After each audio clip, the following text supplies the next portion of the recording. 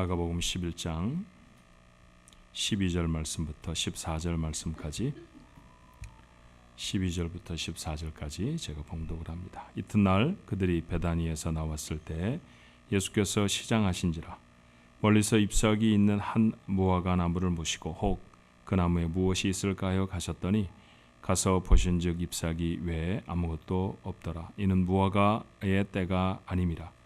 예수께서 나무에게 말씀하여 이르시되 이제부터 영원토록 사람의 내게서 열매를 따먹지 못하리라 하시니 제자들이 이를 듣더라. 아멘. 안개가 많아서 여러분 오실 때 불편하지 않으셨는지 모르겠어요. 자, 옆에 분들하고 같이 한번 인사하실까요? 한 주간 건강하셨어요? 잘 지내셨습니까? 같이 한번 인사하십시다.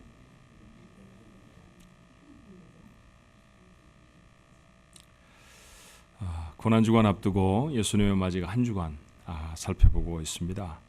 시작은 예루살렘에 들어가시는 것이었죠. 군중들이 환호를 합니다. 아마 예수님의 공생의 3년 동안에 그런 환호는 처음 받으셨을 것 같아요. 그들이 들에 또 깔았던, 예수님이 가시던 길에 깔았던, 그리고 들고서는 흔들었던 그런 나뭇가지가 종려나무 가지였다라고 하는 것을 기념해서 그 예수님의 고난주간 예루살렘 성에 입성하신 주일을 종려주일, 팜 선데이 그렇게 말하죠. 종려나무라는 것이 그저 우리가 더 쉽게 표현하면 야자나무니까 말이죠. 그러나 그 환호보다도 우리가 더 주목했던 것이 있었죠.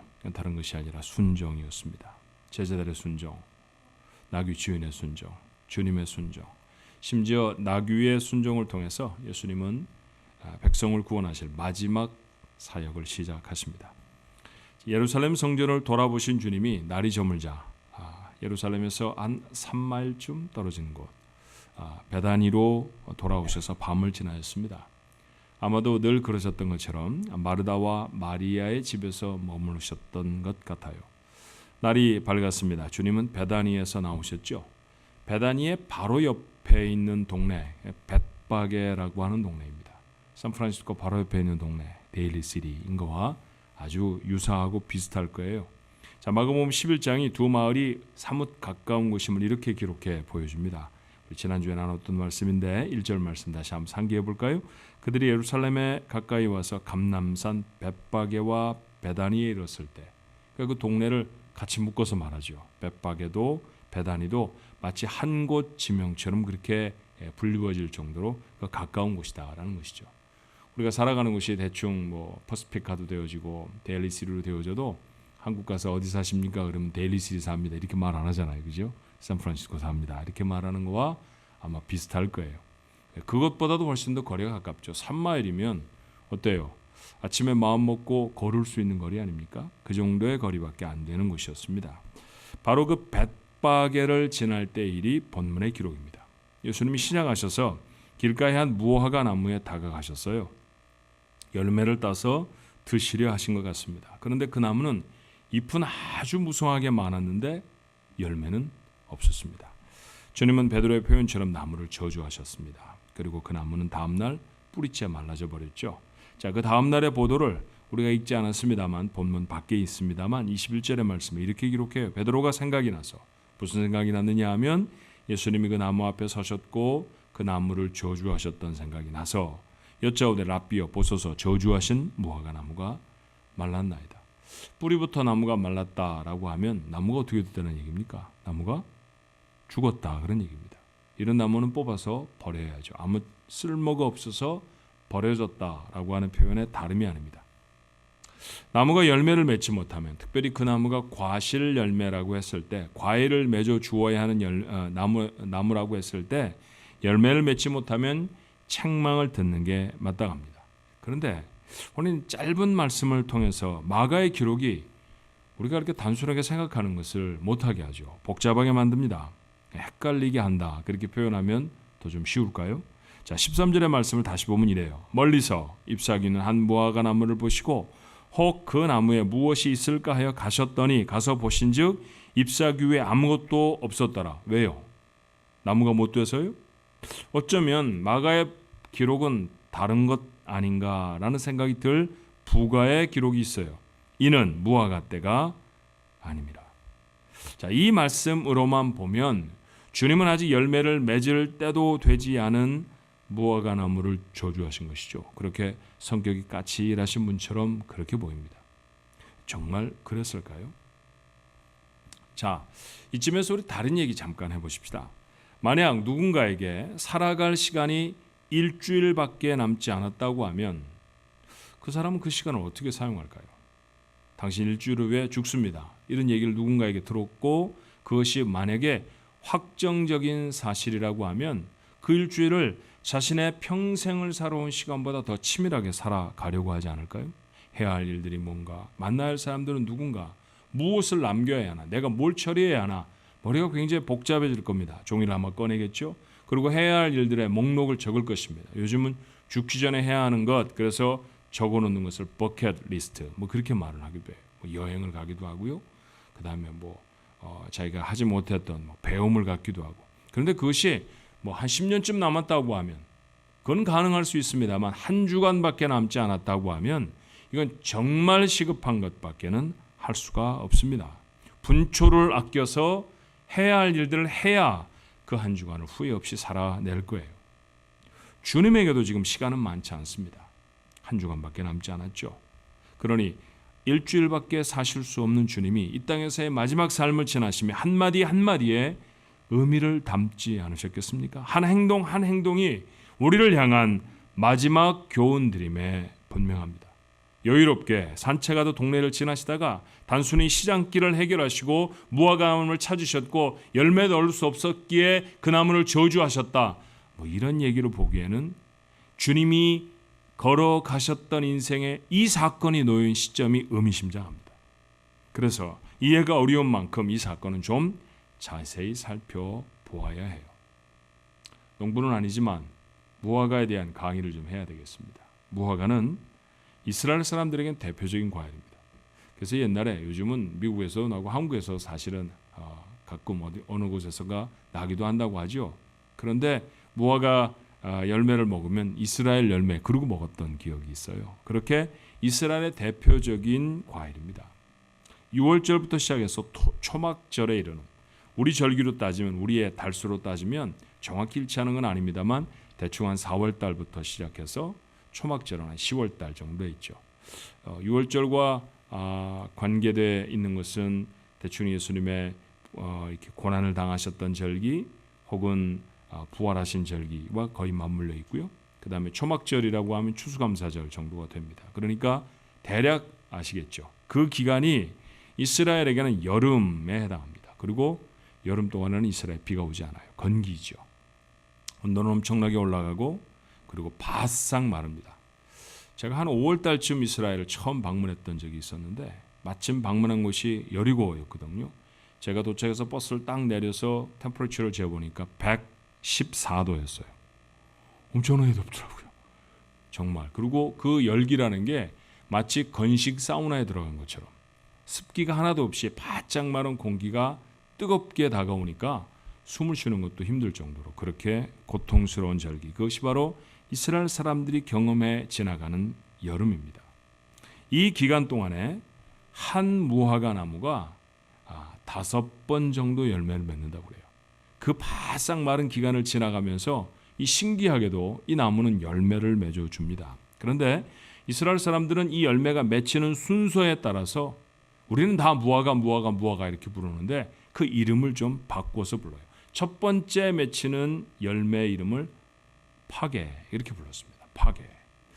영어에 말할 때 픽이라고 하는 말, 피그 그렇게 말하잖아요. 그 말이 바로 이 파게라고 하는 히브리 말에서 왔습니다. 재미난 것은요, 지금 이 사건이 일어나고 있는 동네가 어디예요? 벳바게라는 곳이죠. 베트라는 히브리 단어를 아시잖아요. 예수님이 태어나신 곳 베틀레헴. 이렇게 좀 나눠서 부르면 그러죠. 우리가 그냥 붙여서 말하면 베들레헴 그러는데 이 베툴레에 있는 햄이 아니고 예수님 태어나신 곳이라는 얘기잖아요. 그러니까 베틀레헴, 집이라는 말입니다. 하나님의 집, 베트엘 그렇게 말하죠.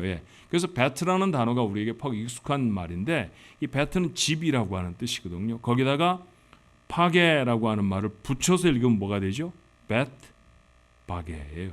그러니까 벳바게라고 하는 것은 무슨 뜻입니까? 이른 무화과 나무의 집, 그런 뜻이에요. 처음 맺히는 무화과 나무의 집. 재미있는 것이죠. 그러니까 짐작컨대 벳바게는 아마도 무화과가 많이 나는 동네였을 것입니다. 그러니까 여기저기 무화과 나무가 많았을 것이고요. 그 나무 중에 한 나무에 주님이 다가가셨다라고 하는 거예요. 이후에 열리는 열매들은 이름을 하나로 다 불렀습니다. 처음 나는 열매만 파게 그렇게 불렀고요. 나머지 열매들은 테나 그렇게 부릅니다. 주님이 지난 밤을 지나셨던 베다니, 그러니까 벳바게 오시기 전에 주무셨던 곳은 베다니라는 곳이고요. 베다니가 우리한테 익숙한 것은 나사로도 살리시고 예수님이 정말 자매들처럼 가까이 하셨던 마르다도 마리아도 그곳에 살고 있었기 때문에 예루살렘에서 가까운 곳이라 예루살렘에 오실 때마다 들리셨던 곳, 그곳 이름 우리가 잘 압니다. 베다니. 그것도 한번 분해를 해볼까요? 히브리 말로 베다니니까 앞에 있는 베트라는 말은 집일 것입니다. 그리고 이후에는 다니라는 말은요, 테나라는 말에서 왔어요. 그러니까 베트와 테나를 합치면 베다니라고 하는 말이 되는 거예요. 그러니까 그것은 그냥 무화과의 집이라고 하는 우리말로 번역하면 그런 의미를 가지고 있는 동네가 되었습니다. 그런데 이 테헤나라고 하는 나중에 맺혀지는, 그러니까 5번 정도 맺는다고 하면 2번째, 3번째, 4번째, 5번째 이런 열매 말입니다. 그 열매가 훨씬 당도도 높고요. 훨씬 더 맛이 있어서 상품으로 팔리는 것은 바로 이 테헤나라고 하는 열매예요.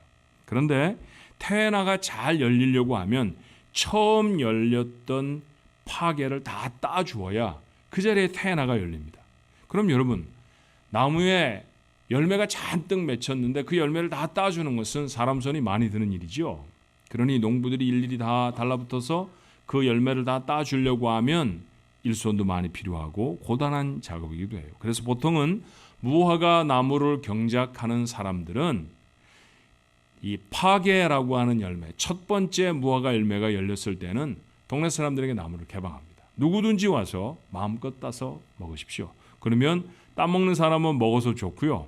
농부는 따 주어야 하는 열매를 돈 안 들이고 따게 되니까 좋죠. 이런 걸 보고 우리말로 뭐라고 말합니까? 누이도 좋고 매부도 좋고 하는 그런 일이죠. 그러니까 서로가 다 좋은 일, 윈윈 하는 일 때문에 동네 사람들 모두에게, 그것은 이스라엘의 전통인데 이 파게라고 하는 열매를 마음껏 먹게 해주는 거예요. 자, 이스라엘의 11월부터 3월까지, 그러니까 아까 여름이 언제까지라고 했느냐 하면 10월까지라고 했잖아요. 그러니까 11월 달부터 그 다음에 3월까지는 겨울이겠죠. 그 겨울은 변변한 먹거리도 없이 지나가는 삭막한 계절입니다. 온도는 좀 내려가지만요, 들판에는 별로 먹을 게 없어요. 아주 황량해지는 것이죠. 그런데 그 겨울이 끝나갈 쯤 되어지면 여름이 막 시작되려고 할 때 무화과가 맺힙니다. 그렇죠? 파게라고 하는 첫 번 무화과가 맺힙니다. 그것도 공짜입니다. 얼마나 사람들에게 기쁨을 줬을까요? 아마 동네 아이들이 자루를 하나씩 들고 다니면서 그 파게를 따 제꼈을 것이고요. 이스라엘에 한국 사람이 이민을 안 간 게 얼마나 다행인지 몰라요. 아마 도리를 했을 거예요. 다 그냥 다 따가지고 무슨 과실집도 만들고 또 무슨 저장해놓고 말리고, 남들은 팔지 않는데 우리는 다 또 팔고 막 그랬을지 몰라요. 자, 이스라엘 백성에게는 그렇게 이 파게라고 하는 것이 내다 팔 수는 없는 열매이지만 간절히 기다리고 정말 반가운 첫 여름 과실이었습니다.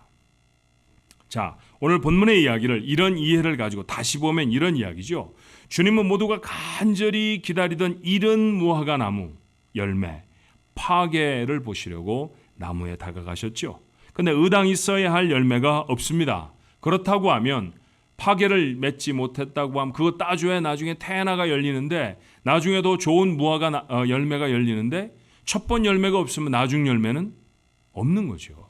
그러니 그 나무는 아예 열매를 맺을 수 없는 나무입니다. 주님은 그 열매 없는 나무를 책망하셨어요. 마가가 뒤에 덧붙이는 말은 더 맛있는 무화과인 테헤나의 철은 아니라 할지라도 파게라고 하는 열매는 맺었어야 하는 나무입니다 라고 하는 것을 우리에게 상기시켜주는 말씀입니다. 이 말씀이 우리에게 주는 교훈은 뭘까요? 주님은 왜 한시가 절박한 시간에 나무 같은 거 저주하는 일을 하셨던 것일까요?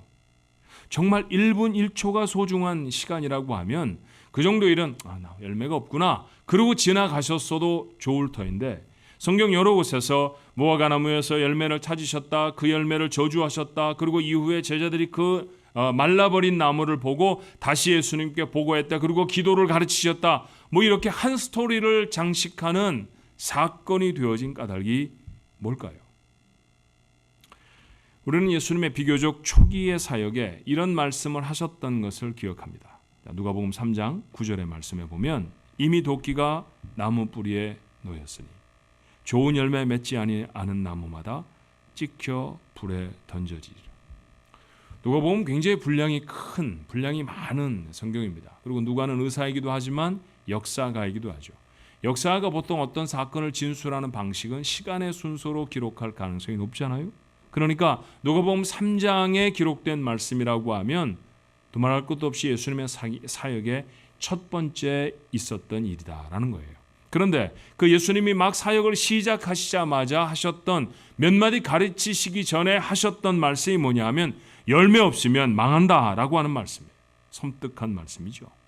표현하신 것들이 도끼 찍어서 불에 던지고 뭐 이런 어마무시한 말씀을 하시는 겁니다. 자, 주님이 말씀하신 열매가 천국에는 가져가지도 못할 이 땅에서 유효한 세상적인 성취가 아닌 것은 분명하잖아요.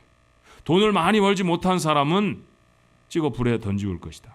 공부를 많이 못한 사람은 인생을 그따위로 살아서 되느냐? 학위 하나쯤은 가져야지. 뭐 이런 얘기가 아니라는 거예요. 그죠? 자, 이 말씀의 앞 뒤에 하시는 말씀이 회개에 합당한 열매라든지, 그리고 이 말씀 다음에 너희들이 너희 가진 것을 구제하여야 한다, 다른 사람 것들을 빼앗지 말아야 한다, 뭐 이런 이야기를 말씀하시는 걸 보면 선한 행동의 열매를 말씀하신 것이죠. 열매라고 하는 은유적인 이야기를 빼버리면 이 이야기가 담고 있는 의미는 무엇입니까? 하나님의 사람으로서의 삶이 과연 우리에게 있어야 되는가? 그런 부분에 대한 의문을 주님이 그들에게 제기하시는 거예요. 너희들이 하나님의 사람으로 세상을 살아가는데 하나님의 사람으로서의 삶이 없으면 마지막에 망한다, 그런 말씀이죠. 당연히 하나님의 사람들이라고 하면 그것이 예수님의 말씀을 들었던 2000년 전의 유대인들이건 아니면 오늘 이 시간에 아침 예배를 드리며 하나님 앞에 예배하는 우리들이건 공통적으로 우리의 삶에서 나타나야 하는 삶이라는 것입니다. 주님은 다시 한번 열매 없는 무화과 나무를 통해서 우리에게 이것을 교훈하고 계시는 것이죠. 그것이 예수님의 사역의 마지막에 다시 점검되어야 할 정도로 우리의 삶에 절실하고 필요한 교훈이기 때문입니다. 우리는 모두 주님 앞에 설 때 인생의 열매를 내놓을 것입니다. 좀 전에 우리 집사님이 기도하신 것처럼 우리가 이 세상의 삶을 다 마치면 하나님 나라 갑니다. 천국에 설 것입니다. 주님 앞에 섰을 때, 우리 하나님 앞에 섰을 때 우리 인생이 그동안에 살았던 모든 것을 통틀어서 나는 이렇게 살았습니다라고 하는 열매를 드릴 것입니다. 그때 드려야 하는 열매, 태나 같은 열매죠. 인생의 마지막에 연결어내는 멋지고 귀한, 정말 깊이 있는 열매 드려야 합니다. 그런데 말이에요. 무화과의 비유를 통해서, 무화과의 사건을 통해서 주님이 우리에게 가르쳐 주시는 것처럼 이 마지막에 연결어지는 귀한 열매는 파괴라고 하는 첫 번째 열매가 없이는 가능하지 않은 열매입니다. 이 세상을 살아가는 우리의 삶 매 순간에 열매가 필요하다는 말씀이죠. 우리에게는 아직 믿음으로 성숙되어져야 할 시간이 필요해요. 하나님을 향한 경건의 삶에서도, 더불어 사는 사람들 속에서도 우리 참 허물이 많습니다. 그렇죠? 예배를 시작하기 전에 저희가 묵상하며 하나님 앞에 기도했을 때, 지난 한 주간 기가 막히게 살았어, 그런 생각이 우리에게 듭니까? 잘 안 들잖아요. 정말 매 주마다 하나님 앞에 나와 예배를 하려고 하면 어찌 그리 잘못된 일들만 머릿속에 드는지 몰라요. 내가 왜 그런 말을 했을까? 내가 왜 좀 더 잘하지 못했을까? 그런 아쉬움이, 그런 안타까움이 우리 속에 참 많습니다. 그래서 우리가 말할 때 전 다 된 사람입니다. 정신 빠진 사람 빼놓고는 이렇게 말하지 않아요. 그렇죠? 우리 대부분 다 뭐라고 우리 스스로를 표현합니까? 전 참 부족한 사람입니다. 전 모자란 사람입니다. 제대로 된 헌신도 주님 앞에 해보지를 못했죠. 만약 다음 날을 살아갈 것이라고 하는 턱없는 믿음이 없다고 하면 우리는 참 부끄러운 인생이 될 겁니다. 이 주일을 마치고 나면 또 다른 주일이 우리 앞에 있을 것이라고 생각해. 그래, 다시 살아보지. 뭐 이런 생각을 우리가 하니까 다행이지. 만약 이게 우리의 마지막 주일이라고 하면 정말 큰일입니다. 하지만 그 허물과 그 부족함에도 불구하고 여전히 우리의 삶에서 하나님이 원하시는 열매를 맺어내려는 열심과 결단, 이거 있어야 한다는 것이죠. 아직 맛이 깊은 태나 같은 열매는 아닐지라도 말입니다. 그 성숙한 열매를 소망하는 이른 무화과 나무인 파괴, 이건 맺어내는 인생이 되어야 한다라는 거예요. 매번의 예배마다 하나님의 임재를 경험하지 못할 수 있습니다. 걱정과 근심이 많으면 목사는 목사대로 설교하고 여러분은 여러분대로 생각하고, 그런 시간이 있다는 거 여러분이 뭐라고 고백 안 해도 저 압니다. 그렇게 지나지요. 매번의 예배마다, 예배를 드릴 때마다 은혜가 충만하고 하나님의 말씀이 꼭꼭 쏙쏙 귀에 다 들어와서 제 마음속에 다 쌓입니다. 그런 사람 없습니다, 사실. 그러면 어떤 예배는 은혜가 안 되니까, 어떤 예배는 집중할 수 없으니까 예배는 중요하지 않은 게 되어야 합니까? 그렇지 않아요. 그럼에도 불구하고 예배의 자리를 놓치지 않아야 합니다. 기도하고 계시죠? 모든 기도가 다 응답되는 건 아니지 않습니까? 그러면 응답되는 기도도 있고 응답 안 되는 기도도 있으니까 기도 포기할까요? 그럴 수 없습니다. 그럼에도 불구하고 기도해야 합니다. 원수를 사랑하는 것 아직은 쉽지를 않아요. 말씀은 참 멋진데 멋진 모습으로 살아가는 것 우리에게는 좀 어렵습니다. 누구 사랑한다는 거예요? 사랑하면 배나 더 사랑받고 싶죠. 내가 이렇게 사랑해 줬는데 저 사람이 저래? 여러분, 우리가 얼마나 자주 마음에 담는 감정입니까? 그렇게 부끄러운 사랑입니다. 그런데 그런 연약하고 부끄러운 사랑이라도 계속해서 하려고 해야 한다는 것이죠. 하나님의 일을 하는 건 늘 어렵습니다. 시간은 없고 몸은 고단하고, 그리고 이렇게 해서 뭐 하나라고 하는 회의도 듭니다. 그래도 해야 합니다. 실망을 품고도 짜증이 해결되지 않아도 하나님이 사용하시는 자리에 서십시오. 그렇게 모양도 맛도 별로인 열매라도 맺어야 합니다. 그 첫 열매 파괴가 없으면 멋진 열매, 주님 앞에 마지막 순간에 드려야 하는 태나 그 귀한 열매도 가능하지 않기 때문이에요. 그렇게 부족하더라도 매 순간 내 삶에 열매를 맺어가는 인생이 되어야 한다고 주님 오늘 무화과 나무를 통해 우리에게 가르치십니다. 여러분은 지난 세월 하나님의 자녀로 삶의 어떤 열매를 맺으셨습니까? 2018년 시작한 지 2달하고도 절반쯤 지났죠? 여러분은 그 시간 동안에 열매가 있습니까? 아니, 지난 주간에 일주일만 생각해 볼지라도 어떤 열매를 맺으셨나요?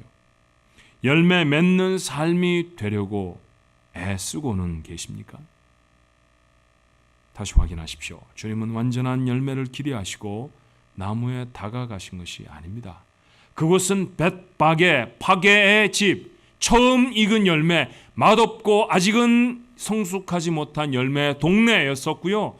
주님은 그때를 너무도 잘 아셨고, 그리고 무화과 나무가 그때 맺는 열매가 파게라는 거 너무너무 잘 아셨습니다. 그러고 다가가셨어요. 주님이 우리의 부족함을 아십니다. 그러니 무성한 잎사귀만이 아니라 보잘것없는 열매라도 맺어 드려야 합니다. 주님이 그 잎사귀 사이를 더듬어서 작은 열매라도 얻게 되셨을 때 얼마나 기쁘셨을까요? 우리의 작고 부족한 열매가 그렇게 주님의 기쁨이 될 수 있지 않겠습니까? 한 주간 우리의 삶에 허물이 많다 할지라도 그 열매를 맺기 위해 애쓰고 애쓰는 우리의 삶의 모습을 보면 우리 주님의 기쁨이 되는 것이죠. 그렇게 주님의 기쁨이 되는 여러분 모두가 되시기를 바랍니다.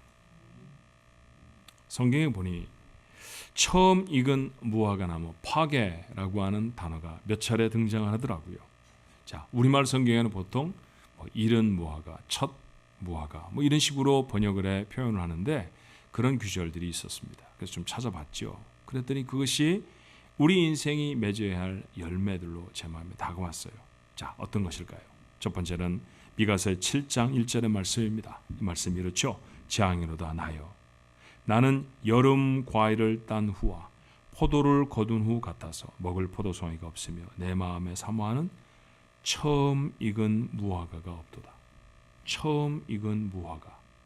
자, 이제는 오늘 이 주일에 예배를 드리셨던 여러분은 히브리어 하나는 고상하게 아시잖아요. 그렇죠? 이 처음 익은 무화과 히브리 성경에 뭐라고 적혀 있을까요? 파게 이렇게 적혀 있죠. 이 파게라는 무화과 나무가 없다는 겁니다. 상황은 이래요. 미가 선지자 의인이 사라져버린 참담한 세상의 모습, 그게 바로 처음 익은 무화과도 없다라고 하는 말씀으로 표현합니다. 처음 익은 무화과도 없어요. 이 말은 뭘까요? 아무것도 없어요. 그런 말입니다. 자, 예를 들어서 우리가 표현할 때 제 주머니에는요 펜이 하나도 없습니다. 이 얘기는 한 푼도 없다는 얘기입니까? 100달러짜리만 있다는 얘기입니까? 한 푼도 없을 때 페니도 없어요 이렇게 말하죠. 제가 한 10,000불쯤 100불로 갖고 있습니다. 페니가 없습니다. 이렇게 표현하는 거 아니잖아요. 그죠? 이스라엘 백성들이 처음 익은 무화과가 없습니다 라고 말할 때 아무도 없습니다 라는 얘기입니다. 의인이 한 사람도 없습니다. 이 나라가 하나님의 나라 아닙니까? 하나님의 이름으로 이름 붙여진 이스라엘이고 유다 아닙니까? 그런데 의를 행하는 자가 아무도 없습니다. 이것이 미가서를 기록한 미가 선지자의 절절한 절규였어요. 요즘은 아이들과 함께 뉴스를 보기가 참 부끄럽습니다. 저희 아이들하고 뉴스를 보면 미투 사건에 대한 얘기를 거의 매일 저녁에 하게 되는데요. 제가 지난 며칠 전에는 이렇게 얘기했습니다. 얘들아, 앞으로 우리 이 얘기를 하지 말자. 굉장히 불편하더라고요. 여러분은 어떠세요? 정말 많이 부끄럽고 불편한 세상입니다. 이 참담한 세상을 향한 하나님의 마음, 미가서의 표현 아닐까요? 사랑하는 성도 여러분, 의인이 되어야 합니다. 한 도시의 운명을 좌우할 수 있도록 하나님이 찾으시는 10명의 의인, 여러분과 저여야 합니다. 늘 제 마음속에 좌우명으로 세우고 다시 점검하는 말씀 있습니다. 여러분과도 몇 번쯤 나눴죠. 무엇을 쫓아 사십니까? 이로움이 아니어야 합니다. 의로움을 쫓아 살아야 합니다. 다시 말하면 이익을 구하며 사는 삶이 아니라 옳음을 추구하며 사는 사람이 되어야 합니다. 이게 바른 삶의 방향입니다. 이익이 되지 않아도 그 길이 옳은 길이면 그 자리에 있어야 합니다. 엄청난 이익이 되는데 그 길이 옳지 않으면 절대로 그 길은 우리의 길이 아닙니다. 이 결단이 있어야 합니다. 그래야 의인입니다. 그래야 한 도시도 살리고 그래야 부끄러움도 벗어날 수 있습니다. 완전하지 않다고요? 괜찮습니다. 그러나 완전할 수 없으니까 완전하지 못할 바에는 아예 의롭지 않게 살 거야 이렇게 포기하고 사는 것, 그건 망하는 길입니다. 남들이 의롭지 않다고 실망하십니까? 괜찮습니다. 어차피 우리는 남 때문에 사는 사람 아니잖아요. 오늘 예배하는 우리 가족들이 결단할 수 있으면 좋겠습니다. 의롭게 살리라. 매일 매 순간 옳은 길에 서리라. 여러분의 다짐이 되기를 바랍니다. 또 하나의 열매는 호세아서가 우리에게 전해줘요. 호세아서 9장 10절의 말씀입니다. 옛적에 내가 이스라엘을 만나기를 광야에서 포도를 만남같이 하였으며 얼마나 좋았을까요? 광야를 지나갈 때 포도, 정말 맛있었을 거예요. 너희 조상들을 보기를 무화과 나무에서 처음 맺힌 첫 열매를 봄같이 하였거늘 기뻤다고 했죠. 그렇게 이스라엘 백성이 하나님께는 기뻤답니다. 그런데 그 이스라엘 백성은 어떻게 지났나요?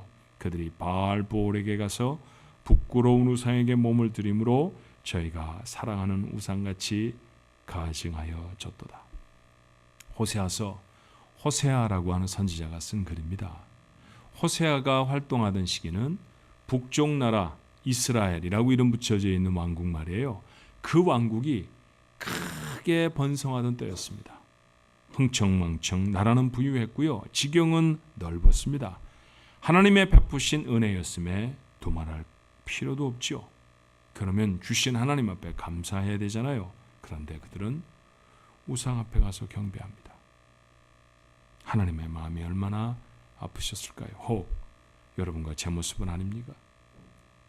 세상 어느 나라보다 부유한 나라 미국에, 그것도 그 나라 중에 가장 잘 사는 도시 샌프란시스코에 여러분도 저도 삽니다. 우리는 온 세상 인구의 1%도 누리지 못하는 것들을 매일같이 누리며 사는 사람들이죠. 하나님의 은혜 아닙니까? 이거 하나님의 은혜입니다. 감사하며 사셨나요? 아니면 불평하며 사셨습니까? 그것도 아니라고 하면 직장을 돈을 숭배하며 살아갔던 것은 아닙니까? 예, 저도 알아요. 이 물가가 높고 렌트비가 천정부지를 솟아오르는 이곳에서 사는 우리들에게도 어려움이 있습니다. 그래서 늘 기쁘지는 못했을 거예요. 늘 감사하는 것 어려웠을 수 있습니다. 하지만 정신을 차리면 감사가 있어야 돼요. 살아있는 게 감사하고, 여기에 있는 게 감사하고, 어제 먹었던 것이 감사하고, 오늘 옷을 걸치고 있는 게 감사인 줄로 믿습니다. 그 감사가 있어야 해요. 의식적으로 감사를 선포해야 합니다. 자꾸 내 마음에 심는 거죠. 남편에게 오늘도 참 감사해요. 아내에게 여보 나는 오늘도 참 고맙네. 함께 예배하는 자리에 모였던 믿음의 가족들이 서로 한 주간을 돌아보며 어려운 일이 좀 있었죠. 그래도 감사해요. 내일요? 또 어렵죠. 그런데 감사할 일을 만들어 주실 겁니다. 이게 믿음의 사람 아닙니까? 이렇게 살아가는 삶의 모습이 되어야 하지 않나요? 우리의 감사가 연약합니다. 뭘 주면 헤헤거리고요. 뭐가 좀 부족하면 찌든거리는 거 맞아요. 그거 여러분 제 모습인 건 맞지만 받을 때만이라도 주셨다고 깨달아지면 고맙습니다, 감사합니다 해야 되는 거 맞아요. 받고도 바알 앞에 가서 우상 숭배하던 이스라엘 백성의 모습이면 안 된다는 거죠. 사람 잘 만나 잘 사는 겁니까? 직장 생활 잘하니까 잘 사는 거고요. 내가 이 땅에 와 애쓰고 수고하니까 이만큼 사는 겁니까? 천만의 말씀입니다. 하나님의 은혜입니다. 그거 잊어버리면 예수 믿는 사람 아닙니다. 그거 고백하지 않으면 하나님의 사람 아니라는 거죠. 여전히 부족하고 여전히 불평도 많이 하지만 그 입술로라도 파괴를 맺으십시오. 감사의 열매 우리 식구들 것 되어야 할 줄로 믿습니다. 또 하나의 열매, 이사야 선지자는 이사야 28장 4절에 우리에게 이렇게 말해요. 그 기름진 골짜기에 있는 그 영화의 쇠잔에 가는 꽃이 여름 전에 처음 익은 우화가 파괴입니다. 같으리니 보는 자가 그것을 보고 얼른 따서 먹으려다. 이게 도대체 무슨 말씀일까요? 이 말씀은 멸망한 북왕국 이스라엘이 얼마나 더덥고 가련한 것인지를 표현해 준 말씀입니다. 이사야는 북쪽 나라 이스라엘이 멸망해 가는 것을 목격했던 선지자거든요. 자, 내용이 이래요. 간절히 기다리던 처음 익은 무화과 나무, 기력이 쇠잔한 사람이 먹고 힘을 내야 할 것 아닙니까? 그런데 그만 다른 사람이 얼른 따서 먹어버렸습니다. 이거 얼마나 속상한 일이에요. 얼마나 섭섭할까요? 얼마나 허망한 일입니까? 북왕국의 멸망을 보면서 그렇게 허망한 역사를 지났던 나라였다라고 하는 표현입니다. 전 이것을 우리의 영적 성숙과 관련해 생각해 보았으면 합니다. 은혜가 마음에 담기고 거룩한 다짐들을 하면서 여러분 교회를 나설 겁니다. 오늘 이 말씀을 듣고 그래도 제대로 들으셨다고 하면 이런 다짐이 아마 있겠죠. 의롭게 살 거야. 감사하며 살아야겠어. 그런데 그렇게 여러분의 삶의 자리로 돌아가면 문제를 만납니다. 유혹이 찾아오고요. 세상의 파도가 나를 덮쳐 달려듭니다. 마경글은 그 처음 열매, 의롭게 살리라, 감사하며 살리라, 사라져버리죠. 잃어버리는 겁니다. 매주일같이 반복되는 일 아닙니까? 예배당에 앉아서 다짐하고 삶의 자리로 가면 쏟아버리고 다시 돌아와서 또 다짐하고 또 돌아가서 잃어버리고. 도대체 우리의 열매를 주님이 찾으실 때 우린 내놓을 열매를 가지고 있는 것일까요? 주님이 찾으실 때까지 여러분의 열매가 보존되어야 할 것입니다. 기도하고 인내하고 말씀에 의지해서 주님을 기쁘시게 하는 열매로 성숙되어지기를 주님의 이름으로 축원합니다. 은혜를 담고 쏟아버리는 일을 반복하지 마십시오. 살아갈 이 한 주간의 도전에 승리할 수 있도록 더욱 기도할 수 있는 여러분 되었으면 좋겠습니다. 바울은 성도들이 서로 해야 할 일을 이렇게 권면하죠. 히브리서 10장 24절에 서로 돌아보아 사랑과 선행을 격려하며, 서로 돌아보아서 사랑과 선행을 격려하라는 거예요. 이것이 초대 기독교 공동체에게 권면해 준 말씀이었습니다. 오늘 우리의 모습이어야 합니다. 서로 사랑과 선행을 격려하십시다. 그래야 우리의 마음속에 담아놓은 첫 열매, 그렇게 연걸어서 삶의 자리로 돌아가는 파괴가 열매다운 열매가 됩니다. 주님이 찾으실 때 내놓을 수 있는 건 말이죠. 그렇게 성숙해 되어진 열매, 우리 가족들의 것이 되기를 주님의 이름으로 축원합니다. 기도하십시다. 열매를 찾으시는 인생, 저희들이 주 앞에 내놓아야 할 열매는 과연 있는 것일까요? 하나님, 처음 열매 부족하고 모자라는 것입니다. 크기도 들쭉날쭉하고 어쩌면 어떤 것은 좀 신맛이 아직도 남아있을지도 모르죠. 그러나 황량한 겨울을 지났던 이스라엘 백성의 것은 너무 고마운 먹거리였습니다. 그 파괴를 주께서 찾으셨는데 드릴 수 없었던 무화과나무, 그건 나중에 멋진 열매 태어나도 불가능하다는 것이죠. 아예 말라버렸습니다. 주님, 그런 나무가 우리의 인생은 아닙니까? 예수를 믿은 지 제법 되었습니다만 열매는 상상도 못하고 살았던 자라고 하면 오늘 이 아침에 주의 말씀으로 저희를 새롭게 세워주옵소서. 열매를 맺겠습니다. 결단하며 살겠습니다. 아직은 부족합니다. 아직은 맛도 들어있지 않은 열매입니다. 그래도 맺겠습니다. 그래도 실수해도 다시 일어나 또 맺어보고요. 실망하고 어려워도 다시 결단해 보겠습니다. 그렇게 맺어진 열매가 우리 주님의 마음에 기쁨이 되어질 것이고, 우리가 마침내 하나님 앞에 섰을 때 우리의 삶에 농익은 열매로 태나로 그렇게 하나님 앞에 드리는 열매를 이루어낼 줄로 믿습니다. 사랑하는 우리 가족들을 격려해 주옵소서. 성령님 도와주옵소서. 식구들로 함께 있게 하지 않으셨습니까? 우리가 믿음의 가족들로 서로서로를 격려하고 서로서로 사랑하면서 이 귀한 열매를 맺어내도록 돕는 이들 되게 하옵소서. 열매가 풍성한 인생, 저희들의 인생 되게 하시기를 소원하옵고 예수님 이름으로 기도하옵나이다. 아멘.